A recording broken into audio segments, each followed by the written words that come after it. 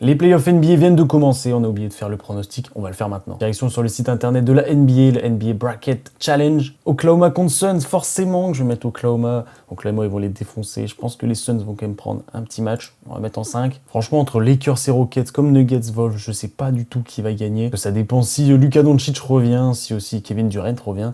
Tellement de facteurs, on peut pas savoir. Je vais mettre les 7. Hein, voilà. Denver contre Minnesota, c'est forcément la plus belle affiche. Je pense que ça va partir aussi en 7 matchs et forcément les Nuggets ne peuvent pas perdre au premier tour. Et pour la première de OMB, j'ai toujours du mal à mettre des sweeps, c'est compliqué de les mettre, mais là je pense que 4-0 pour les Spurs contre Portland, ça devrait le faire. Alors là je me suis fait un peu spoiler, j'ai vu qu'Orlando avait gagné le premier match. En plus, il y a Franz Wagner qui est revenu, donc ça va être plus compliqué pour les Pistons. Mais je pense qu'ils vont quand même passer, mais en 7 matchs, ça va être compliqué. Franchement, je vois les Cavs ultra dominateurs. J'hésite à mettre en 5 ou en 6 matchs. On va quand même mettre en 6 matchs parce que je pense que Toronto peuvent aller gagner chez eux au moins un match. Bon, New York, j'aime pas trop, et Atlanta, justement, j'adore. Mais on va faire quand même parler de la logique. New York devrait passer.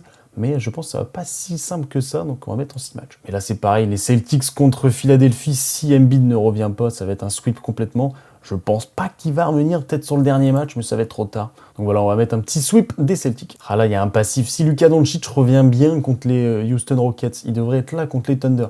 Et vous savez que contre Oklahoma, Luka Doncic, il aime bien, mais je pense que Oklahoma, ils vont les défoncer quand même. Allez, on va le mettre en 5 matchs. On avait Denver, Minnesota, là on a Denver, San Antonio, ça va être très compliqué.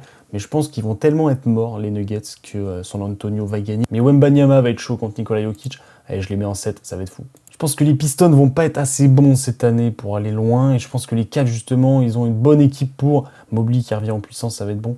Moi, je pense que je vais mettre les Cavs en 6. Et là, la grosse rivalité, les Celtics contre les Knicks. Ah là là, ce match-là, cette match-up, il va être fou.